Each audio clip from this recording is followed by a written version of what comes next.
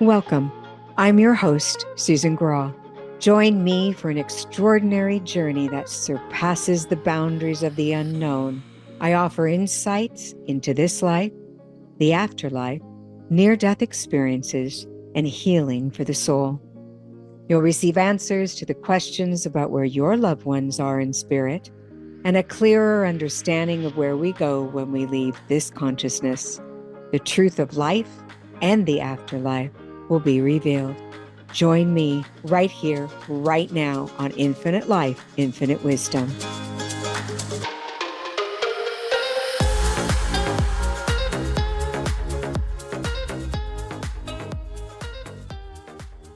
Welcome to Infinite Life, Infinite Wisdom, where we talk all things afterlife and life.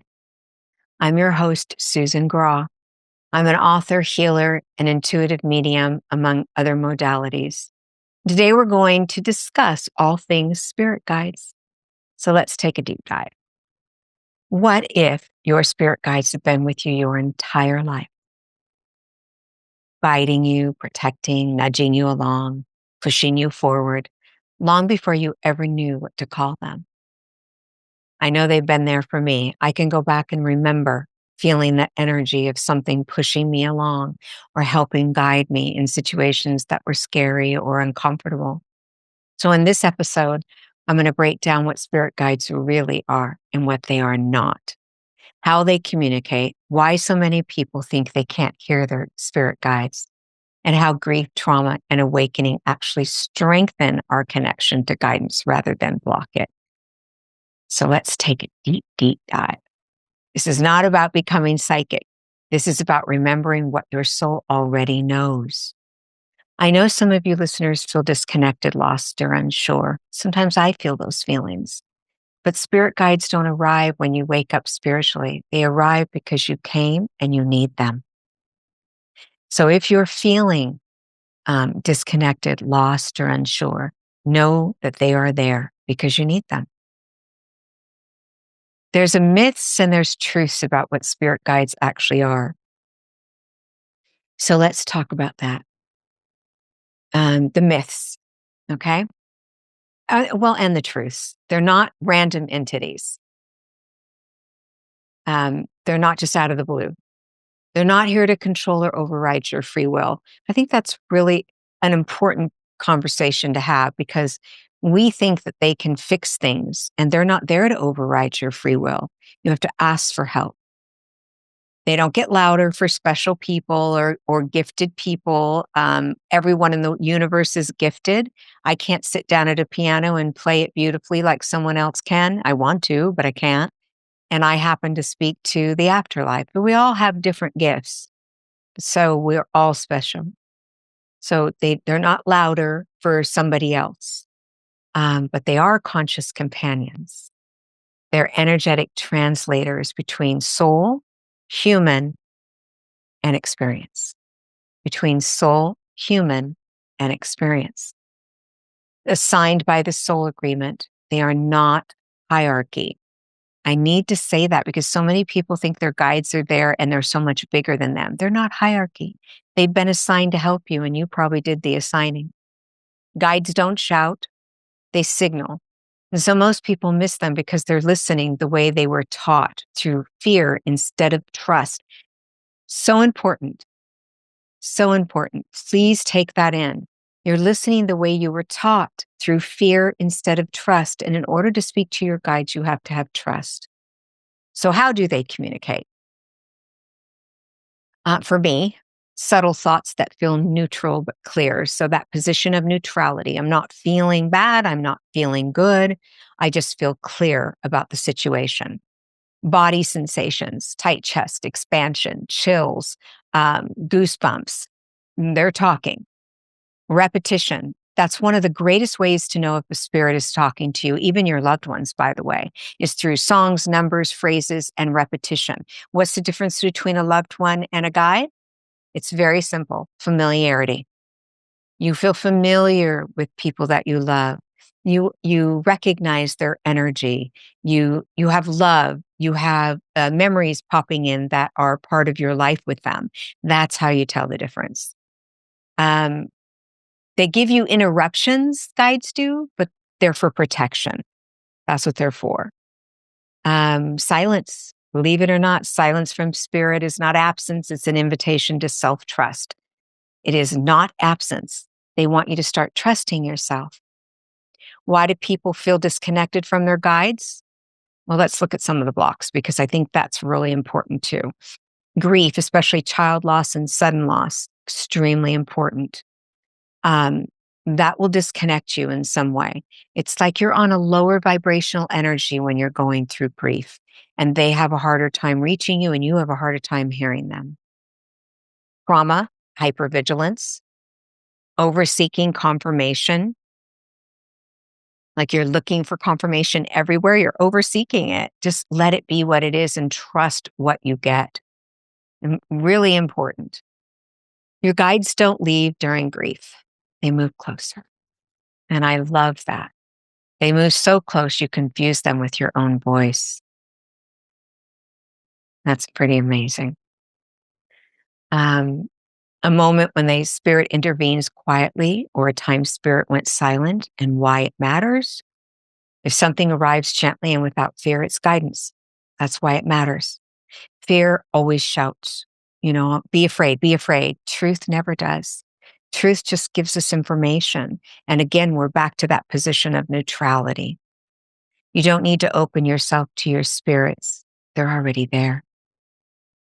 And they're already helping you. And you are already there. All you have to do is invite them in. That's all you need to do. Have you ever felt guided before you understood what guidance was?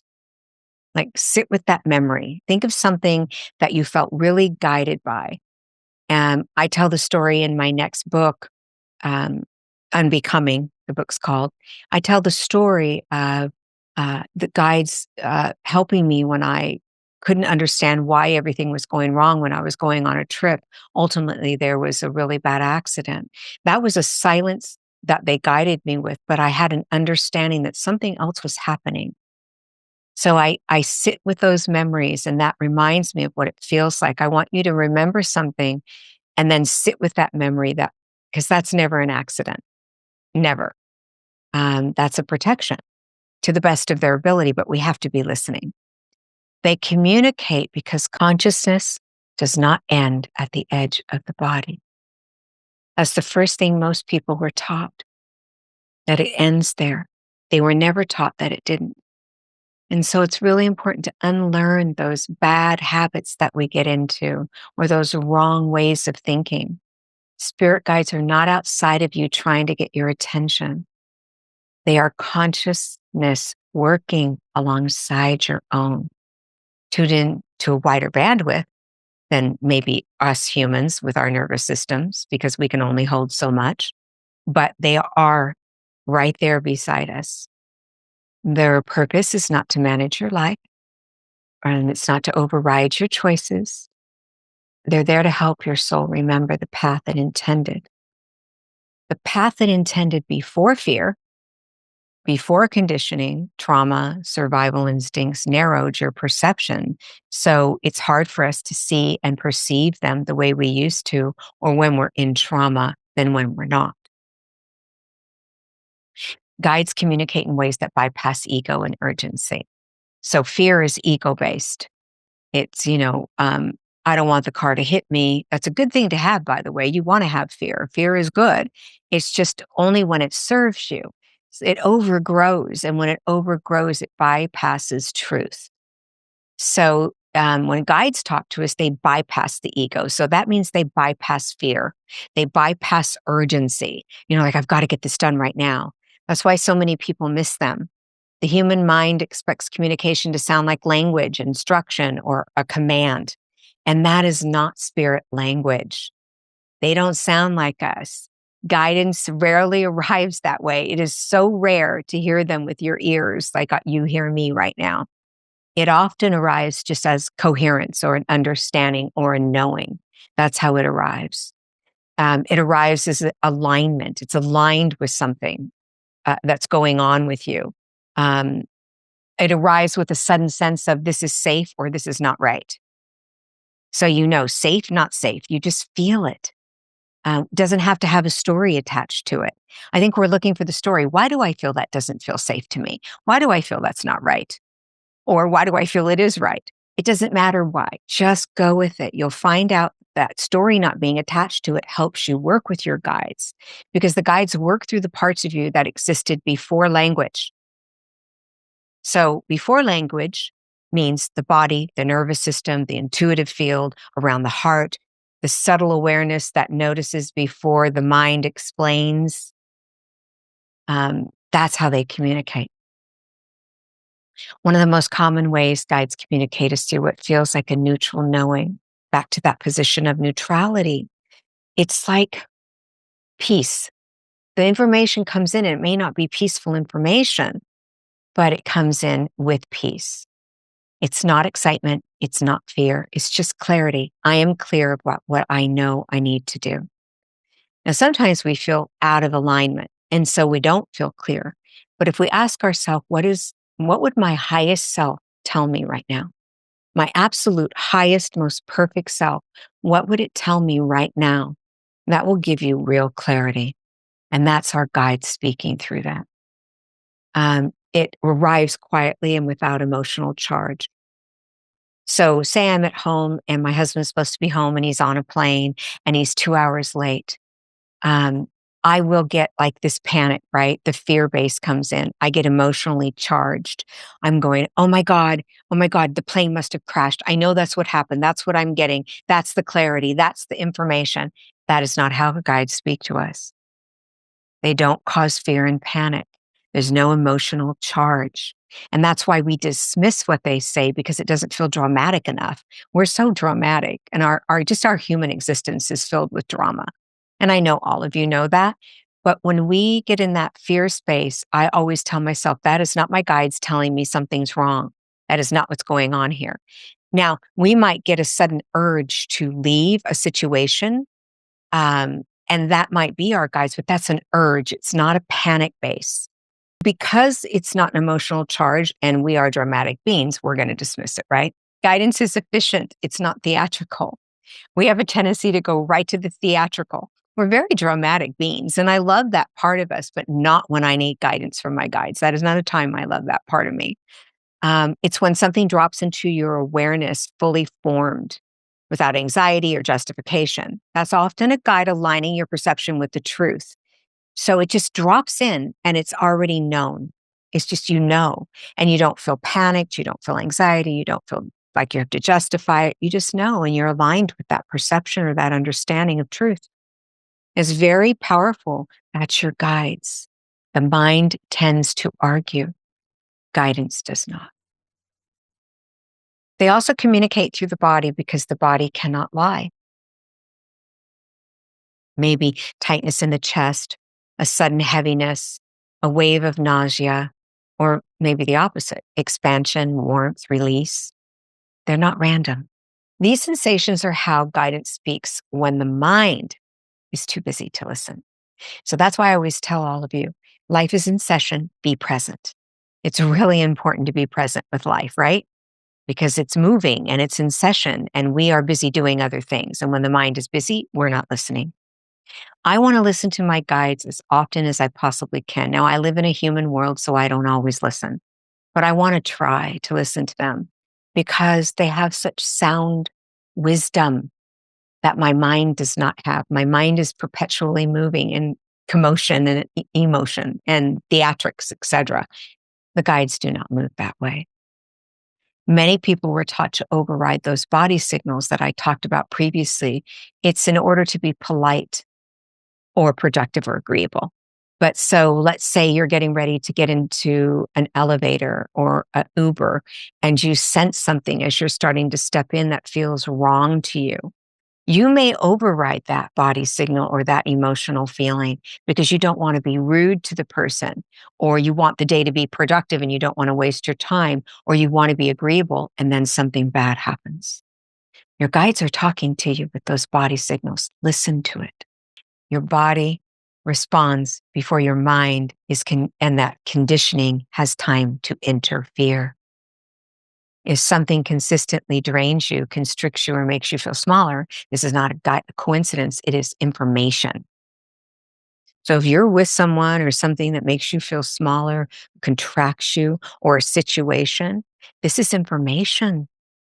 Take that information and utilize it for your greatest good and your safety, of course. Repetition is another language of guides. So I talked about this earlier. Let me talk about it again because you hear the same phrase in different places.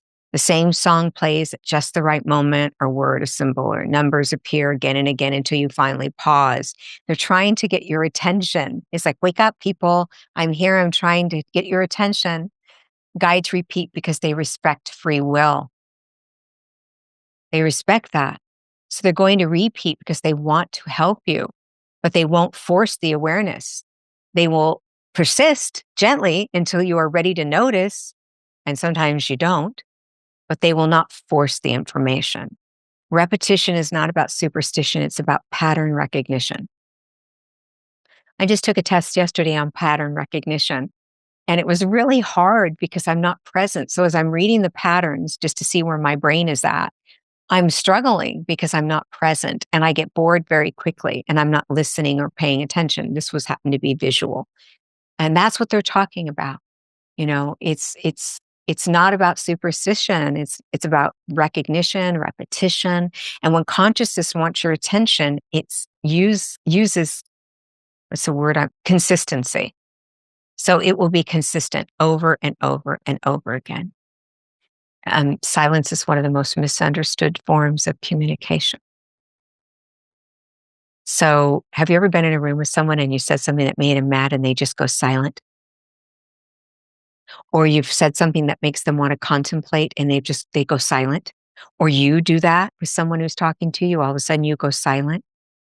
It's such a misunderstood communication. Everyone goes to, they're mad at me, they didn't like what I said, or they have to think it through because they don't believe me, or whatever we go to. But that is not truth. Many people assume that when guides go quiet, they have done something wrong or been abandoned. The opposite is true. Silence usually means integration is required. Now, I want you to get close to your guides. So the things that really, really resonate for me, I want to say over and over again because they're helping me do this right now. This is a lot of information, but I want you to get it. I want you to understand what they're trying to say. Guides will step back when it's time for you to trust what you already know. So they're going to give it to you, give it to you, give it to you. And then they're going to step back and let you trust it because you already know. You're just not listening. When people tell me, I don't know what to do with this particular situation, I say, well, when you don't know what to do, you do nothing. But once you know, you can't not know. And so then it's time to take action. It's time to trust. So silence strengthens discernment. It shifts authority from external reassurance to internal stability. That's the wonderful part of silence. When guides go quiet, they're not leaving. They're watching you. And they want you to remember yourself. Come back to yourself. That's what they're doing. And they're giving you the opportunity to do that. Guides communicate differently during grief and trauma, and deep awakening. Because in grief, communication often becomes more physical and emotional rather than verbal or symbolic. So you may feel waves of comfort without understanding why, or a sudden steadiness in the moments that should break you, or an unexplained sense of being held. I have felt all three. Had a time when my mother left, I had to wrap my arms around myself and I was rocking myself. And I felt waves of comfort come over me and I didn't know why. And then I felt really steady. And I should have felt broke, but I didn't. I felt steady. And then I felt this unexplained feeling of being held through my trauma. Because trauma can make guidance feel harder to access because the nervous system's on high alert and we're scanning for danger. So when I had my brain tested in mediumship, which you guys will hear all about with Acid for Squares on their podcast, we tested my brain for what it does when I'm in mediumship. One of the things that he said is my system is on high alert, scanning for danger at all times. I know that comes from my history, my trauma. And he said, I'm not HDHD or, hyperactive in any way. I don't have ADHD. There's nothing there that would create this except for I'm on high alert scanning for danger. So at that time, my guides will respond by becoming even more subtle. And that is what helps me. So they do not overwhelm me because I'm already in a system of survival mode. So I have awakening periods, and they often include like confusion or disorientation because my old frameworks collapse and now I don't know what's going on. So the guides communicate then through dismantling me. When things fall away or plans unravel or identities dissolve, this is not punishment, it's a recalibration. I know for me, I need to be recalibrated a lot because my mind is always going. I'm always busy. I'm always involved in doing something beyond what I should be doing. I'm moving at a very fast pace.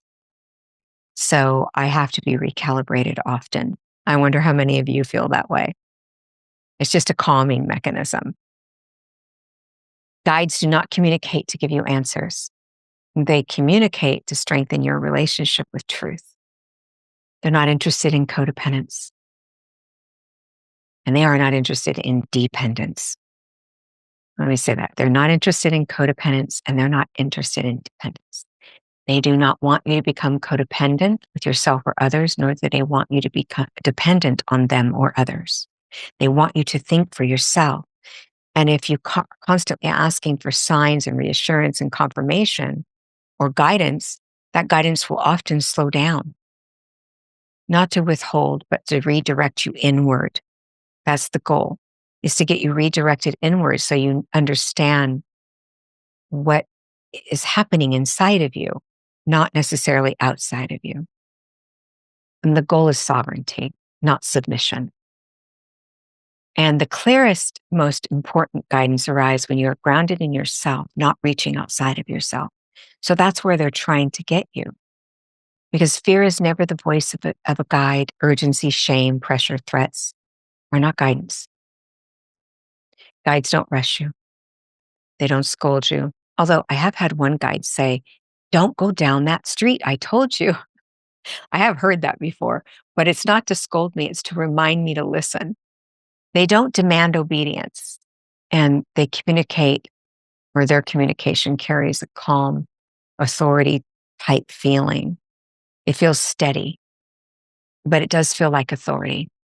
Even when the message is difficult, it's going to feel steady. So if a thought panics you, or you feel panicked, or you feel demeaned, it's coming from the mind's perspective and its protective mechanisms, not from the higher consciousness. It's not coming from your guides.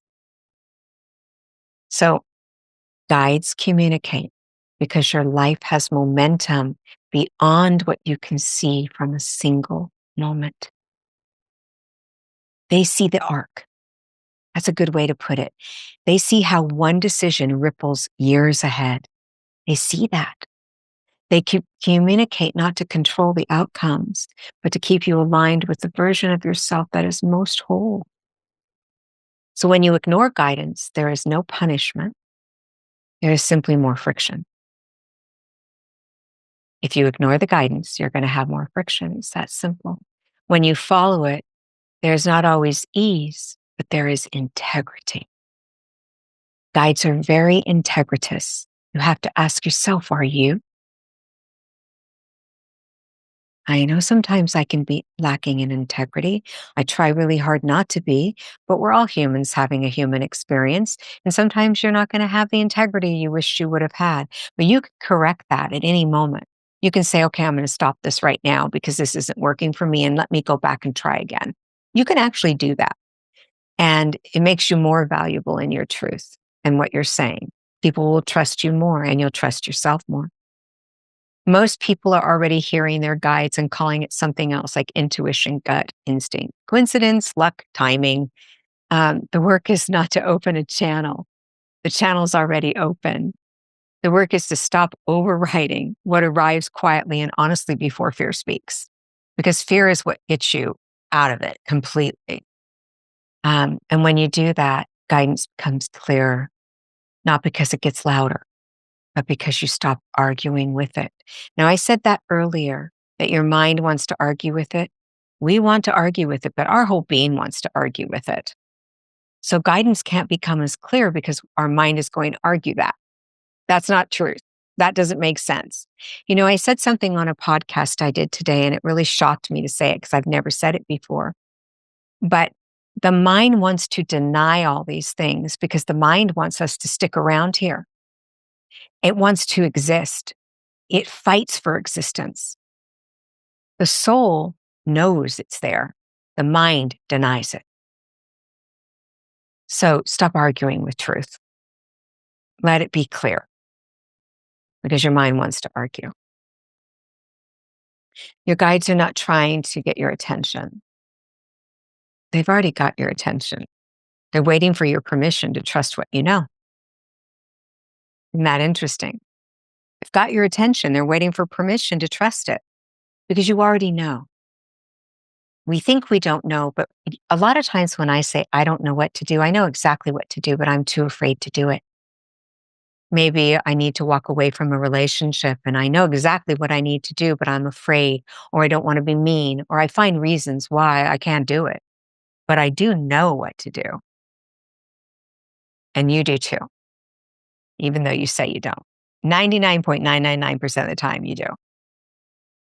Guides also communicate through contrast, through what no longer works. So when a job, a relationship, a belief, an identity begins to feel hollow or misaligned, that discomfort is not failure. It is the guidance through erosion. So they speak through erosion. Everything's eroding on you and you're trying to figure it out and you're getting more and more misaligned or uncomfortable. That's your guides because spirit rarely removes things abruptly unless safety is involved. And if safety is involved, they will try their best, but our free will, again, gets in the way. Most often, it drains them of meaning. So we release them willingly. And meaning the safety mechanisms get drained of meaning. And I hope that made sense. And so we release them willingly. And the slow dimming is intentional, by the way. As it's getting uncomfortable, we're releasing it, and then it's getting dimmer. And that's intentional because it teaches discernment without shock. Because if I had to stop something immediately, it's like when people tell me they want to quit smoking and they're so afraid to do that because they feel like they have to do immediate let go. That's why hypnosis is really good for that. A good hypnotist or a hypnotherapist, even better. But, I really feel what feels like restlessness is often our guys loosening our grip on a version of life that is already expired. Like you don't want it anymore. It's expired, but we're gripping onto it with this heavy, heavy control. We want so bad to control it.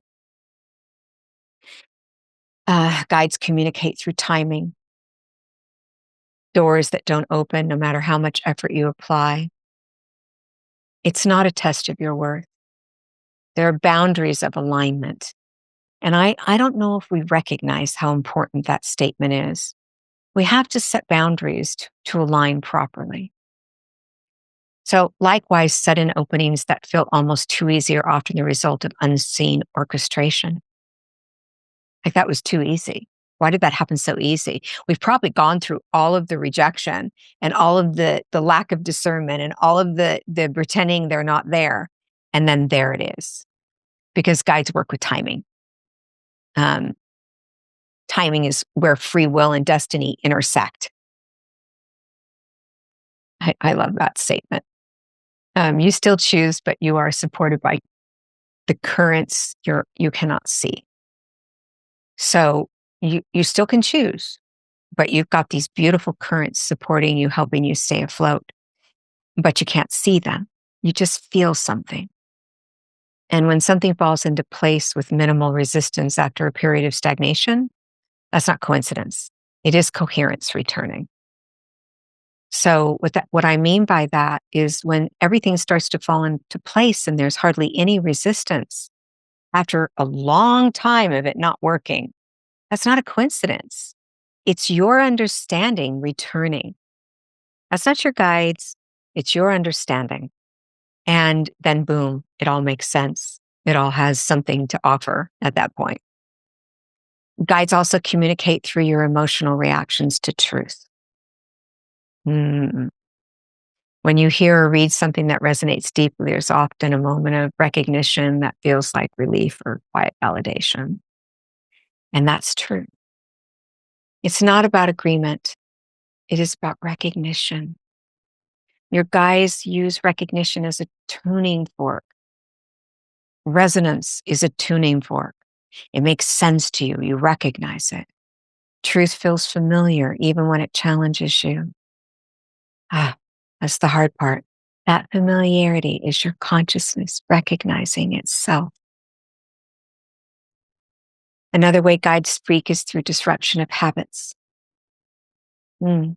Sudden loss of interest in routines you once relied on is one way, or an inability to continue coping mechanisms that once worked that don't work any longer. I mean, I can't tell you how many times I said that used to work for me and it doesn't work anymore. So I need to get rid of it. It's often guidance urging you to grow. That's what that's about. Comfort zones do not expand on their own. You have to be willing. And when old ways of soothing or distraction or numbing stop working, it is not cruelty, it's evolution. Guides will dismantle what keeps you small so something more authentic can emerge. I mean, that's huge, guys. You want that authenticity to emerge out of you. They communicate through other people, not as messengers, but delivering scripted lines, but as mirrors. So they're not giving us scripted lines coming through a person, but they do bring us to an understanding through mirrors. Someone may say exactly what you needed to hear without knowing why. Others may trigger you deeply, revealing unresolved wounds, which happens to me a lot, or boundaries that need strengthening. I'm actually getting better at boundaries and unresolved wounds. I think I've healed most of my unresolved wounds, and my boundaries have gotten stronger and stronger and stronger as I've gotten older. And it's really a relief. It feels really good. Now, guides do not only send comfort, they send clarity. Guides do not only send comfort, they send clarity. The people who frustrate or challenge you, like that spiritual sandpaper I talk about in the other podcasts, you often carry information about where you are still leaking energy or abandoning yourself. So when have that spiritual sandpaper with someone, it's something I've abandoned in myself or something that's leaking out of me. It's something I haven't dealt with and I need to deal with it. Dreams are another layer of communication, especially when the conscious mind is less defended. Guides often use dreams symbolically rather than literally. So there's a lot of symbols in your dreams. And I know the emotional tone matters more than the storyline. So when I have a dream and I'm emotionally upset, that matters more than what I'm dreaming about. So a dream that leaves me feeling peaceful and resolved or awakened carries more guidance, even though it makes no rational sense because the dream was crazy. Reoccurring dreams are especially important. They point to lessons that have not yet been integrated in waking life. So if you have recurring dreams, there's lessons you need to learn while you're awake and not in a dream state. Guides communicate through curiosity. So when you feel drawn to a topic, a place, a person, a thing, a practice, or a line of inquiry without knowing why, that pull is information. Curiosity is not about random things. It is directional. So guides use curiosity because it invites exploration without pressure. Isn't that amazing? You follow it willingly. That preserves your free will while still guiding movement. I just find that so cool. I use that all the time in my life. When I get curious about something, I know they want me to explore it without pressure. And I know they want me to follow it willingly. And I get to use my free will. And so, I'm being nudged into movement.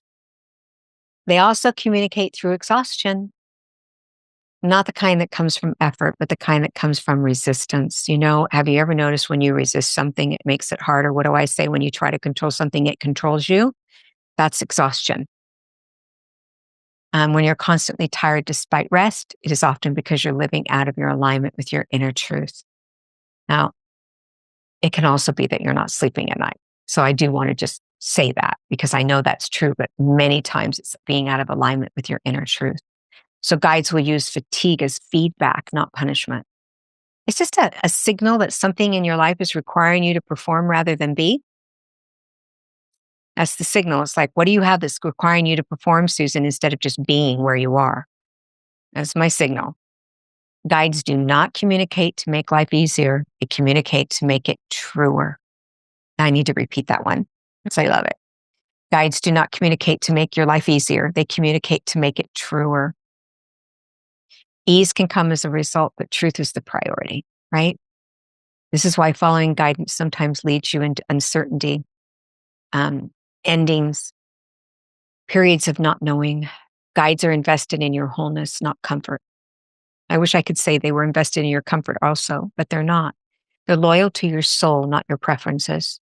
As your relationship with guidance deepens, and communication becomes less about signs and more about state. So you become in the state of understanding. You begin to recognize guidance as a way of being rather, and not a way, but rather a series of messages, I guess is how I want to say it. And decisions feel cleaner and reactions soften. As you know, like we are reactors. We don't want to react. We want to pause and take action. And that's what I'm talking about right now, is taking that pause before I act. It's not because I'm being misdirected or you're being misdirected, but it's about being directed step by step. Because your nervous system is learning to trust alignment over urgency. You know, how many times do you go through something and it's in immediate urgency? I do it all the time. And I have to remember that that's not me being aligned. That's me not trusting. And I'm creating a nervous system reaction. And so my guides are having trouble talking to me at that point. So after a while, the guides felt less like something coming to me and more like something moving through me. And I love that. And I'm so grateful to that. That separation dissolved in me, and it will in you too. You'll stop asking, is this guidance? And you'll start noticing, this feels like truth. That shift marks maturity in spiritual connection. So I love when it happens because it means I'm growing and maturing, because you're no longer seeking permission to live your life. You're living from a place that is already connected, involved, engaged. And that's an amazing feeling. When I feel it, I love it. I just know I'm doing the right thing. Guides communicate until you no longer need to be convinced that you are guided. And believe me, when that happens, their presence does not disappear. It integrates. It integrates with you. You become quieter, clearer, less available for what pulls you away from yourself. That's not the end of communication. It's the moment it becomes embodiment. It embodies you. That's the moment right there. The role of the guide is not to lead your life for you. That is a misunderstanding that creates confusion, back to dependence, disappointment. I always say, hoping someone will do something is a premeditated resentment. You know, because people don't meet our expectations. So I think it's said in a different way, like expectations are considered premeditated resentments because we're already going to resent them. We already know it. We have an expectation they're not going to meet. So we don't have to be disappointed in our guides. Our spirit guides are not decision makers. They're protectors in the very human's image. They're the architect of your outcomes in some form, but only because you've now integrated them. They are not the architect of your outcomes when you have not integrated them. Their role is subtler than that and far more powerful. They hold the frequency of your original intention. They know what you wanted before you changed your mind, or before you got confused, or before your brain got in the way, or before you got in your own way. They know what your original intention is. And they remember who you were before survival, fear, conditioning. And I guess the loss layers over your truth, because I think that loss does layer over truth. Loss layers over everything. Your work isn't to change your path, my friends, but to keep you oriented to it. So, spirit guides serve as stabilizers of consciousness. So, when you're emotionally flooded, reactive, or fractured by grief or trauma, they're going to help you regulate your inner state so clarity can return. They do not remove pain, but they prevent you from becoming lost inside of it. That's what they help you with. They support coherence between your soul and your human experience. And I talked about that a little while ago, especially during moments of transition or moments of awakening or identity collapse. You think about the millions of people or thousands of people that are having identity collapse on them right now. They're going to support you through it, but you have to ask them for that. They're not going to just do it because you want them to. You have to ask. So when life feels like it's falling apart, guides are often working the hardest. They're not trying to stop the unraveling or the falling apart, but they're there to ensure it doesn't destroy your sense of self if you invite them in. But if you don't invite them in, you might destroy your sense of self temporarily until you do invite them in. No, that's not the way to live. Their role is also to refine discernment. Guides do not tell you what to do. They help you recognize what is true. So they strengthen your ability to feel in alignment. Notice the incongruence in the sense when something is being chosen from fear rather than integrity. When you choose from fear, you will not be integritous. And I'm sure when I asked you earlier if you're integritous, the answer was, well, yes. It's not that you don't want to be sometimes, but your fear will get in the way. So over time, the influence sharpens your inner compass. Your influence will continue to sharpen your inner compass over time if you just let them. Let them, allow them in. Allow them to help you. I invite you to become less reactive, less easily swayed, less dependent on external validation. Guides are not intentionally trying to harm you. Guides are invested in sovereignty, not obedience. So they're just trying to help you, but you don't let them. And they work with your free will, not against it, by the way. I don't think I said that earlier. And they offer information. They don't command anything. When you ignore their guidance, they do not withdraw. They simply allow you the experience to teach yourself what awareness did not. They allow you the integrity and the experience to teach yourself what awareness did not teach you. And when you follow guidance, they don't reward you with perfection. They support resilience and learning, but their loyalty is for growth, not comfort. They want you to grow. They want you to expand. They want you to be more.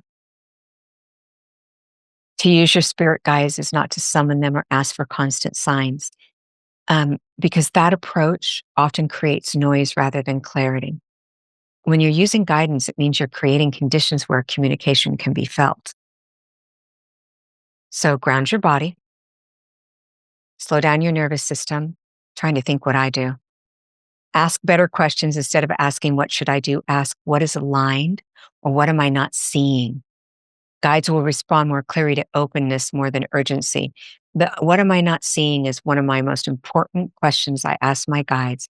And show me what I am not seeing is my next request.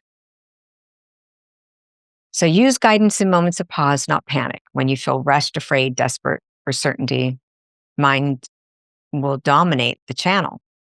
Your mind will take over. So guidance is easiest to access when you're in the present moment. And be willing to wait. Because a single honest question held gently is more effective than 100 anxious requests for answers. Think about when your children, if you have them, are just giving you request after request after request and you become anxious and they're anxious. But if they ask you a single honest question, it's so easy to hold and answer. It's the same thing with your guides. They listen without forcing. So they don't need anxious requests to give you answers. They listen without pushing interpretation. What arrives first without fear or justification is often the information you need. So use guidance to check energy, not outcomes. Before making a decision, notice how your body responds when you imagine yourself saying yes or no. If I get a sick to my stomach saying no, I need to stand up and take notice. If I feel sick to my stomach saying yes, I need to stand up and take notice. Because expansion, steadiness, or relief is a signal of alignment. So if I'm not feeling well and I'm constricting and I'm in heaviness and agitation, the signal's misaligned. I'm not listening. This is not a prediction, it's calibration. Again, it's calibration, it's calibration. They're recalibrating me. And the guides will help you choose in integrity with yourself. It's just not a guarantee of the results because they can't. So don't outsource your power to guidance. Guides are not meant to replace intuition, logic, or lived experience. They're meant to refine them. So when guidance is used well, you become more self-trusting, not less. You rely less on signs and more on presence, less on certainty and more on honesty. The relationship with the spirit guides matures the same way any meaningful relationship does, through trust and listening and respect. You stop demanding proof and start noticing coherence. I have clients that come to me all the time that want proof, and I get that. I do too, but that's our brain. So when you stop asking for direction and start living in alignment, at that point, guidance no longer feels separate from you. It feels integrated with you. So I want to close this out by saying this. Spirit guides are not here to tell you who to be. They're here to remind you who you already are. And when you stop reaching for answers and start listening to your own coherence, guidance becomes effortless. You don't follow it, my friends. You embody it. Thank you so much for listening to my podcast today, and I hope to see you come back. Please press share, like, and follow me. I would love for you to come back and spend more time listening to me and me knowing you're there. Also, please comment down below because I do read comments and I love them. I like to know what you'd like to hear and what you'd like me to talk about. So talk about that too. Everybody, until next time, you take care of you. I loved our shared time together during this extraordinary soul journey on infinite life, infinite wisdom. Until next time, may the infinite wisdom we've uncovered guide you on your own unique path. Please don't forget to hit the follow button so you don't miss any new episodes. My book, Infinite Life, Infinite Lessons, is available now. Wishing you healing and love until we meet again. This is Susan Grau. Remember, they are only a heartbeat away. Take care of you.